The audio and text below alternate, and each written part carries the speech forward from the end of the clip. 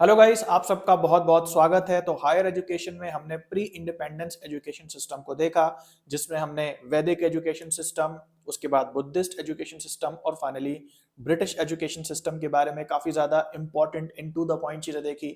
आज के इस वीडियो में हम लोग स्टार्ट करने जा रहे हैं पोस्ट इंडिपेंडेंस एजुकेशन सिस्टम, यानी जब इंडिया को आज़ादी मिल गई तो उसके बाद एजुकेशन के क्षेत्र में क्या क्या चीज़ें हुई उसे इम्प्रोवाइज करने के लिए। और साथ ही साथ इसमें हम आगे ये भी पढ़ेंगे कि प्रेजेंट जो हमारा तरीका है एजुकेशन प्रदान करने का, या क्या प्रेजेंट में चीजें हो रही हैं जिससे कि हम हायर एजुकेशन को प्रदान कर पा रहे हैं। तो अब जो सीरीज हमारी चल रही है हायर एजुकेशन के अंदर वो है पोस्ट इंडिपेंडेंस एजुकेशन। तो आज का हमारा पहला लेक्चर है और आज के पहले लेक्चर में हम लोग बात करने वाले हैं रेगुलेटरी फ्रेमवर्क के बारे में। यानी कि जो हमारा इंडियन एजुकेशन है उसमें कौन कौन सी उच्च संस्थाएं हैं और किस प्रकार से वो निर्णय लेती हैं, कौन सी संस्थाएं रेगुलेट करती हैं, कौन सी संस्थाएं इंस्पेक्शन करती हैं या एक्रेडिट करती हैं। इन सब के बारे में हम टू द पॉइंट देखने वाले हैं। जो बच्चे पहले से तैयारी कर रहे हैं उन सब ने ये चीजें जरूर कभी ना कभी पढ़ी होंगी, लेकिन यहाँ पे आपको क्या अलग मिल रहा है, यहाँ पे आपको अलग मिल रहा है to the point and on the basis of previous year questions. तो वो क्वेश्चंस आपको लगाने के लिए भी मिलेंगे, ये नोट्स आपको बाद में फ्यूचर में रेफर करने के लिए भी मिलेंगे। लिंक इनका डिस्क्रिप्शन में मिलता है। जो पहले से ज्वाइन किए हुए हैं उनको पता है, जो अभी शायद वीडियो देख रहे होंगे उन्हें अभी पता चल रहा होगा कि लिंक जो भी मैं लेक्चर्स लेता हूं उन सबके जो नोट्स होते हैं वो नीचे लिंक्स में आपको मिल जाते हैं। और ढेर सारे प्रीवियस ईयर क्वेश्चंस भी आपको मिलते हैं इन लेक्चर से जुड़े हुए, जिनको आप उसी लिंक पे क्लिक करके आपके सामने PYQ का ब्लू कलर का ऑप्शन आता है, वहां से आप उन क्वेश्चंस को भी टेस्ट सीरीज के फॉर्म में लगा सकते हो, है ना। इसके अलावा कोई भी आपको डाउट आए कमेंट में यहाँ पे आप पूछ सकते हो। तो चलो भाई अपनी पढ़ाई को स्टार्ट करते हैं। और अगर अभी तक आपने यूनिट वाइज या section wise previous year questions लगाना नहीं स्टार्ट करा है तो भाई एग्जाम आने वाले हैं और यही सही टाइम है कि यूनिट वाइज प्रैक्टिस करने के लिए unit wise previous year questions को डेली लगाते चलो। तो ये एक अकेला एक प्लेटफॉर्म है जहां पे आपको यूनिट वाइज भी टेस्ट सीरीज मिलती हैं, प्रीवियस ईयर क्वेश्चंस की, एमसीक्यूज फालतू एमसीक्यूज के नहीं, प्रीवियस ईयर क्वेश्चंस जो है जेन्युइन उनकी, प्लस आप उनको ईयर वाइज भी लगा सकते हैं। इसे आप इस ऐप के माध्यम से भी एक्सेस कर सकते हैं। अगर आपको और ज्यादा जानकारी चाहिए, फ्री डेमो चाहिए, तो इस व्हाट्सएप नंबर पे भी क्लिक कर सकते हैं। उस व्हाट्सएप नंबर का लिंक नीचे डिस्क्रिप्शन में दिया हुआ है। और इसके अलावा जो हायर एजुकेशन है, फाइनली इसका कोर्स हमारी ऐप पे लॉन्च हो चुका है और इसको भी आप जरूर से ज्वाइन कर सकते हैं अगर आपको एक ही जगह पे सारे के सारे टू द पॉइंट वीडियोस चाहिए, along with section wise previous year questions, readable notes साथ में आपको मिलेंगे और ये जो लेक्चर्स हैं वो भी डिटेल्ड रूप से मिलेंगे। अब बात आती है यूट्यूब वाले लेक्चर और कोर्स वाले लेक्चर में क्या डिफरेंस है। तो यूट्यूब पे जो मैं पढ़ा रहा हूँ वो ऑब्वियसली इंपॉर्टेंट है और टू द पॉइंट है, लेकिन जो ऐप पे आपको मिल रहा है वो और एक एडवांस लेवल पे है, यानी आपको एक्स्ट्रा इंफॉर्मेशन, एक्स्ट्रा डीप जानकारी भी उन लेक्चर्स के अंदर मिलेगी, है ना। तो टॉपिक्स हम यहाँ पे सारे पढ़ेंगे, लेकिन उसके और अंदर गहराई में जाना है क्योंकि गहराई में जाने पे मेहनत लगती है, नोट्स बनाने में टू द पॉइंट मेहनत लगती है, इसलिए उसको चार्जेबल रखा हुआ है। ठीक है, तो ये आपकी विश है, अगर आप लेना चाहते हैं तो ले सकते हैं, अदरवाइज यहाँ पे भी आप फ्री में पढ़ सकते हैं, है ना। तो बस वही कहते हैं ना कि एक बेटर थोड़ा एक स्टेप आगे जाने के लिए हमें थोड़ा सा इन्वेस्ट करना पड़ता है, तो ठीक वहीं भी बात है और उसको बेटर करने के लिए ऑब्वियसली मुझे भी बहुत मेहनत करनी पड़ती। एनीवेज, रेगुलेटरी फ्रेमवर्क की हम लोग बात करते हैं कि इंडिया में जो हमारा एजुकेशन सिस्टम है उसका फ्रेमवर्क कैसा है, ढांचा बेसिकली कैसा है। तो इस चित्र के माध्यम से पहले हम समझ लेते हैं। तो इंडिया के हायर एजुकेशन के फ्रेमवर्क को एक ट्रायंगल से, यानी त्रिभुज से समझाया जा सकता है। अब इस ट्रायंगल में आप देख सकते हो कि तीन चीजें बनी हुई हैं। एक साइड यहाँ पे लिखा हुआ है पॉलिसी मेकिंग बॉडी, एक साइड लिखा है रेगुलेशन और एक साइड लिखा है एक्रेडिटेशन। तो पॉलिसी मेकिंग का मतलब है वो संस्थाएं हायर एजुकेशन के जो निर्णय लेती हैं, जो नीतियां बनाती हैं, पॉलिसीज क्रिएट करती हैं, तो वो बहुत बड़ी संस्थाएं होंगी, जैसे मिनिस्ट्री ऑफ एजुकेशन या MHRD, ये संस्था इसके अंदर आती है जिससे ज्यादा क्वेश्चंस बनते हैं। और भी कई संस्थाएं हैं, अभी हम लोग आगे देखने वाले। दूसरे नंबर पे जो संस्था आती है, एक बार जब पॉलिसी बन गई तो दूसरे नंबर पे जो संस्था आती है वो रेगुलेशन की संस्था होती है, यानी कि जो पॉलिसीज बन गई हैं उन्हें कैसे विस्तृत रूप से इम्प्लीमेंट कराया जाए यूनिवर्सिटीज और कॉलेजेस के ऊपर।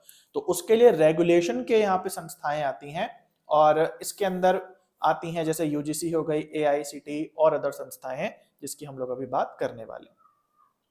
और उसके बाद आता है एक्रेडिटेशन, यानी कि जो रेगुलेशन लगाया गया है, जिस तरीके से नियंत्रित करा जा रहा है यूनिवर्सिटीज को, क्या वो यूनिवर्सिटीज उस तरीके से काम कर रही हैं या नहीं कर रही हैं, इसको इंस्पेक्ट करने के लिए, चेक करने के लिए, या इसको एक मान्यता देने के लिए कि हाँ भाई यहाँ पे ठीक काम हो रहा है। एक्रेडिटेशन संस्थाएं होती हैं जो हर यूनिवर्सिटी में विजिट करके उनको रैंकिंग देती हैं कि हाँ भाई इनका काम ठीक से हो रहा है या नहीं हो रहा। तो 3 यहाँ पे मेन पिलर्स आप कह सकते हो हायर एजुकेशन फ्रेमवर्क के हैं।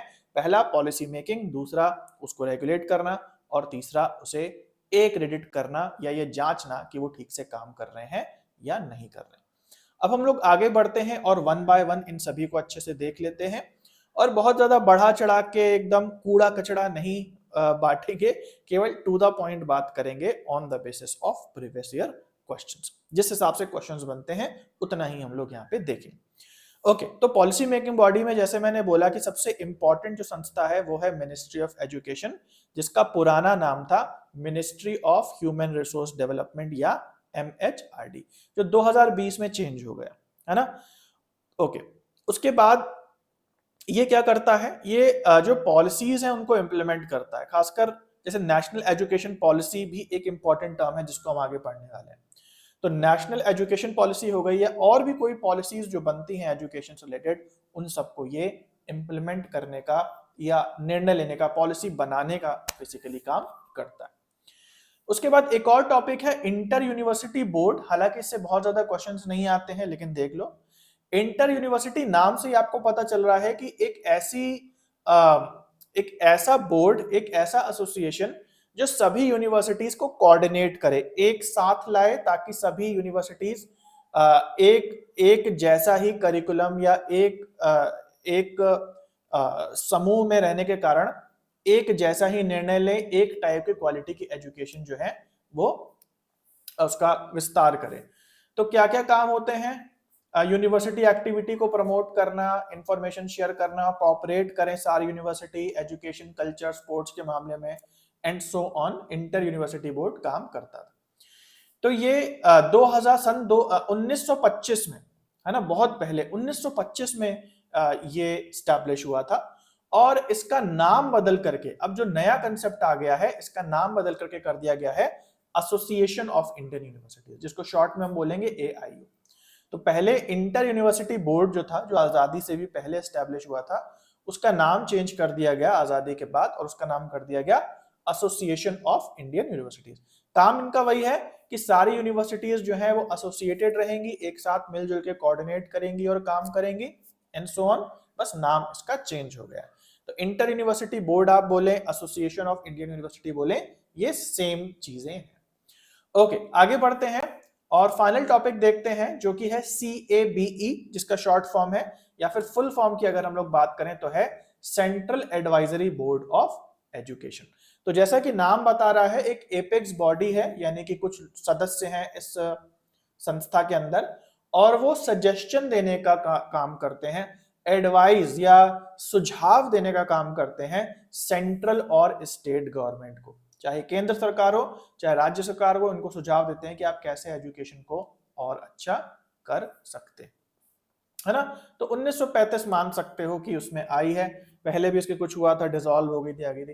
हालांकि ये जो पूरा हमने पॉलिसी मेकिंग बॉडीज इसमें पढ़ी हैं, इसमें सबसे ज्यादा क्वेश्चंस जो है वो MHRD या MOE के आते हैं, मिनिस्ट्री ऑफ एजुकेशन के। बाकी इनको आप थोड़ा दिमाग में रख सकते हैं, थोड़ा बहुत क्वेश्चंस इनसे नहीं आने हैं, है ना। सबसे ज्यादा क्वेश्चन किससे आते हैं, सबसे ज्यादा क्वेश्चंस आते हैं जो हम आगे पढ़ने वाले हैं, रेगुलेटरी बॉडीज, यानी कि वो संस्थाएं, एक तो पॉलिसी बनाने वाले, हायर सुपीरियर जो MHRD वगैरह गवर्नमेंट हो गई, और उसके बाद अब ये जो पॉलिसी आ गई, इसको हर यूनिवर्सिटी पे इम्प्लीमेंट करने का, या यूनिवर्सिटीज को नियंत्रण में लेने का कि भाई ये हमारे ही हिसाब से, हमारे ही नियमों से काम करें, इसकी देखरेख कौन करती है, इसकी देखरेख रेगुलेटरी बॉडीज करती हैं। ये सेकंड नंबर पे है, जिसमें सबसे ज्यादा क्वेश्चंस बनते हैं यूजीसी से। यूजीसी का फुल फॉर्म आपको पता है, यूनिवर्सिटी ग्रांट्स कमीशन। हमारा जो नेट का पेपर होता है उसका भी जो पूरा नाम है वो है UGC NTA नेट या NTA UGC नेट। तो नेट जो है एक ऐसी संस्था है जो एग्जाम करवाती है, बट एग्जाम एक्चुअली किसके द्वारा कराया जा रहा है, वो है UGC। तो UGC ठेका देती है NTA को कि नेट का पेपर करा दो, है ना। तो मेन जो नेट का पेपर है वो किसके द्वारा होता है, वो इसी यूजीसी के द्वारा होता है। यूजीसी कहती है एनटीए से कि भाई नेशनल टेस्टिंग एजेंसी मेरा एक पेपर कंडक्ट करवा दो, तो नेशनल टेस्टिंग एजेंसी नेट का पेपर कंडक्ट करवा देती है। बट एक्चुअली ये जुड़ा हुआ है यूजीसी से, है ना। आई होप बात समझ में आ गई। तो इसका फुल फॉर्म है यूनिवर्सिटी ग्रांट्स कमीशन, और ये एक स्टैच्यूरी बॉडी है। स्टैच्यूरी बॉडी का मतलब कि इसके बारे में पूरा कानून पारित हुआ है, पार्लियामेंट में बहस हुई है और सहमति के द्वारा एक कह लो कि कानूनी रूप से बनाई गई एक बॉडी है, एक संस्था है ना। और इसका कानून जो लिखा गया है वो यूजीसी एक्ट है जो 1956 में लिखा गया है। अगर शॉर्ट में बात करें यूजीसी क्या करता है, तो यूजीसी कोऑर्डिनेट करता है, डिटरमिनेट करता है और मेंटेन करता है हायर एजुकेशन के स्टैंडर्ड्स को। हायर एजुकेशन कैसी होनी चाहिए हर यूनिवर्सिटी के अंदर, उसको ही ये मेंटेन करने का काम करता है। ओके, आने वाले समय में हम कुछ इंपॉर्टेंट कमीशंस के बारे में बात करेंगे, राधा कृष्णन मुदालियर कमीशंस वगैरह। यहां पे हम शॉर्ट में बात कर लेते हैं कि सबसे पहला जो कमीशन था आजाद भारत में वो राधा कृष्णन कमीशन था, जिसकी रिकमेंडेशन पे ही इस यूजीसी का निर्माण किया गया। तो राधा कृष्णन जो कमीशन थी उसका जो ऑफिशियल नाम था वो था यूनिवर्सिटी एजुकेशन कमीशन यानी यूईसी। तो आप शॉर्ट में ऐसे भी नोट्स में डाल सकते हो कि यूईसी की रिकमेंडेशन पे यूजीसी बनाया गया है ना। तो ये राधा कृष्ण कमीशन में रिकमेंडेशन में था, इसलिए इसका निर्माण किया गया। अब हम लोग बात कर लेते हैं कि यूजीसी के क्या क्या काम है, मतलब क्या क्या चीजों पे ये कोऑर्डिनेट और मेंटेन वगैरह करता है।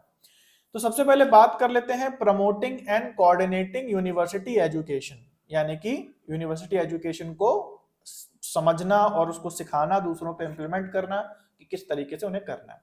फिर स्टैंडर्ड्स को मेंटेन करना कि एक निश्चित स्टैंडर्ड से नीचे की पढ़ाई ना हो, प्रॉपर टीचिंग हो, एग्जामिनेशन वगैरह ठीक से लिए जाएं, रिसर्च वगैरह ठीक से हो एंड सो ऑन। और उसमें वही रेगुलेशंस भी लगाना, मिनिमम स्टैंडर्ड निर्धारित करना, डेवलपमेंट को मॉनिटर करना कि कौन सी यूनिवर्सिटी कैसे काम कर रही है। उसके बाद वाइटल लिंक की तरीके से काम करना यूनियन और स्टेट गवर्नमेंट के बीच में, कि केंद्र और राज्य सरकार जो है एजुकेशन में जो काम कर रहे हैं उनको सलाह वगैरह देना और बीच में एक लिंक की तरीके से काम करना, है ना। इसके अलावा यहाँ पे एक और इंपॉर्टेंट पॉइंट है disbursing grants to universities and colleges, यानी कि यूनिवर्सिटीज एंड कॉलेजेस को रिसर्च वगैरह की फील्ड के लिए पैसे वगैरह देना, ग्रांट्स वगैरह देना, उनकी मदद करना।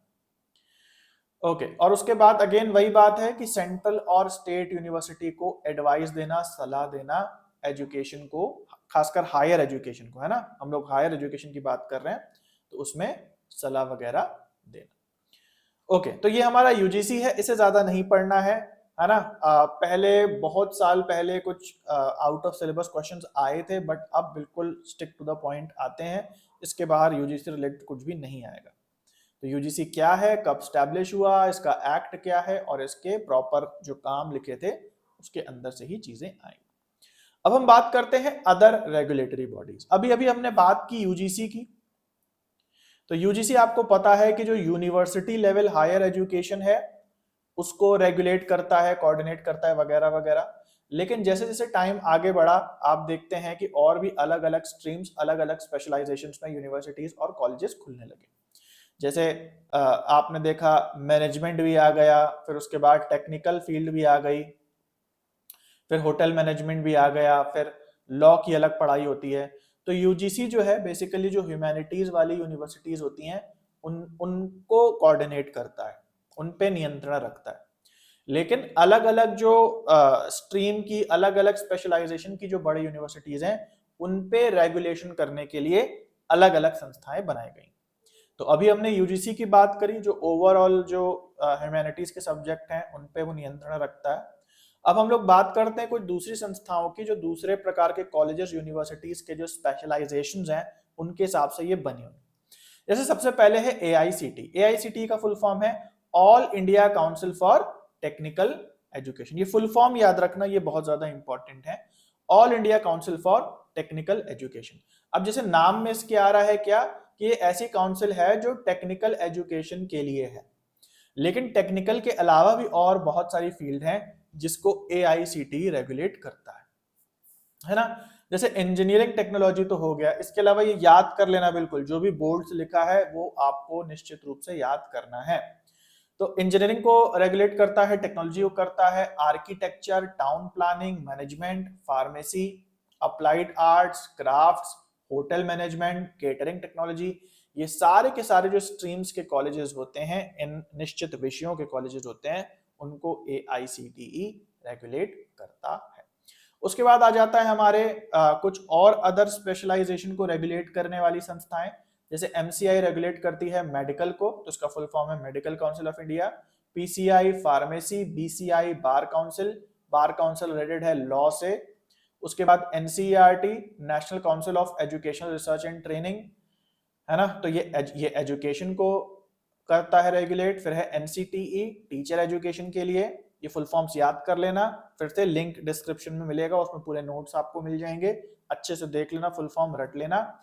उसके बाद है DST department of science and technology, and finally है DEC डिस्टेंस एजुकेशन ब्यूरो। तो आप देख सकते हैं इनके नाम में ही छुपा है कि ये किस स्ट्रीम को रेगुलेट करते हैं। तो ये हो गया हमारा रेगुलेटरी पार्ट। अब हम फाइनली बढ़ते हैं एक्रेडिटिंग बॉडीज पे। तो सबसे पहले है पॉलिसी मेकिंग, जो पॉलिसी बनाते हैं, दूसरे पे है रेगुलेटरी बॉडीज जो रेगुलेट करते हैं, और ये तीसरे और फाइनल नंबर पे है एक्रेडिटिंग बॉडीज। एक्रेडिटिंग बॉडीज में सबसे पहले है नाक का फुल फॉर्म अच्छे से याद कर लो, national assessment and accreditation council. तो जो भी हायर एजुकेशन के कॉलेजेस या यूनिवर्सिटीज हैं, उन यूनिवर्सिटीज में जाके उनके क्वालिटी स्टेटस को चेक करना और उसके हिसाब से इंस्टीट्यूट को रैंक करना, ये नाक का काम होता है। एक इंस्पेक्शन कह लो, इंस्पेक्शन करता है कि चीजें सही से हो रही हैं या नहीं हो रही हैं, एंड सो ऑन। और उसके बाद आती है दूसरी एक्रेडिटिंग बॉडी जिसका नाम है NBA का फुल फॉर्म है नेशनल बोर्ड ऑफ एक्रेडिटेशन। तो नेशनल बोर्ड ऑफ एक्रेडिटेशन जो है वो AICTE के अंदर आता है, और जैसा आपको पता है, हमने अभी अभी ऊपर देखा कि AICTE टेक्निकल सब्जेक्ट्स वाली यूनिवर्सिटी को रेगुलेट करता है। तो ये जो एक्रेडिटेशन का काम है टेक्निकल यूनिवर्सिटीज और उनके कोर्सेज का, वो कौन संभालता है? वो NBA संभालता है। तो ऐसा समझ सकते हो NBA और AICTE साथ हैं, ये दोनों ही टेक्निकल क्षेत्र को संभालते हैं। जबकि इसके अलावा जो भी है UGC, तो UGC के जो यूनिवर्सिटीज हैं उनको नाक संभालता है ना। तो NBA एक अलग संस्था है और नाक एक अलग संस्था है। आई होप आपको समझ में आ गया होगा। अब इससे जुड़े हुए कुछ क्वेश्चंस हम लोग देख लेते हैं, और इससे ज्यादा क्वेश्चंस आपको जो लिंक डिस्क्रिप्शन में दिया है उसके अंदर भी मिल जाएंगे, टेस्ट फॉर्म में लगाने के लिए बिल्कुल फ्री। और अगर आपको अच्छा लगे तो आप पूरा कोर्स भी बाय कर सकते हो, है ना।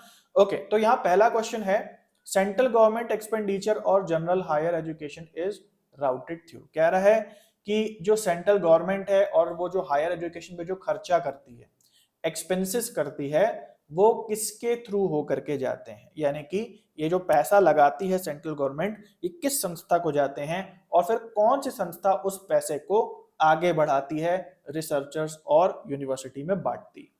तो जैसे अभी हमने ऊपर देखा कि जो UGC है वो ग्रांट्स देने का काम करती है, पैसे देने का काम करती है। अब UGC अपने जेब से तो पैसे नहीं लाती है ना, वो पैसे उसको कहां से मिलते हैं? सरकार से या सेंट्रल गवर्नमेंट से मिलते हैं। अगला क्वेश्चन देखते हैं, इनमें से कौन सी UGC की रिस्पॉन्सिबिलिटी नहीं है? ये सारे लेटेस्ट क्वेश्चंस हैं, है ना। तो जैसे 2023 का या 2022 का, उससे नीचे के क्वेश्चंस हम लोग नहीं करते। हालांकि आप 2018 तक के क्वेश्चंस लगा सकते हैं, लेकिन ऊपर से नीचे की ओर आपको लगाने होते हैं। ओके, तो कौन सा काम यहाँ पे यूनिवर्सिटी ग्रांट्स कमीशन का नहीं है ना, UGC का नहीं है? हायर एजुकेशन की क्वालिटी को रेगुलेट करना, कैंपस में डिसिप्लिन मेंटेन करना, रिसर्च में फंड देना, और suggest model curriculum of the university की सिलेबस क्या होगा यूनिवर्सिटी का, ये सजेस्ट करना। तो यहाँ पे आप देख सकते हैं कैंपस में डिसिप्लिन को मेंटेन करना, ऐसा कोई काम UGC नहीं करता है ना। तो हमने ऊपर देख लिए सारे के सारे काम जो कि जरूरी हैं UGC के लिए। और अगला पॉइंट देखते हैं, अगला क्वेश्चन देखते हैं, AICT is not dealing with the maintenance of standards in which one of the following area. AICT इनमें से किस एरिया में काम नहीं करता है? तो होटल मैनेजमेंट है, टाउन प्लानिंग है, फार्मेसी है, नर्सिंग है। इनमें से कौन सा पॉइंट है जिसमें AICT काम नहीं करता है? हमने ऊपर अपने नोट्स में ये सारी चीजें देखी हैं, और वो जब आप एक बार याद कर लेंगे तो आप भी कर लेंगे। अगर नहीं कर पा रहे हो तो ज्यादातर बच्चे कर ही लेंगे कि नर्सिंग में ये डील नहीं करता है ना। तो गाइस आई होप आपको ये लेक्चर पसंद आया होगा। ऐसे ही सारे लेक्चर सिस्टमैटिकली प्राप्त करने के लिए डिस्क्रिप्शन में लिंक दिया हुआ है, जो नोट्स और पीवाईक्यू का लिंक है ना, उसी को क्लिक करके आप इस पूरे कोर्स को भी देख सकते हो।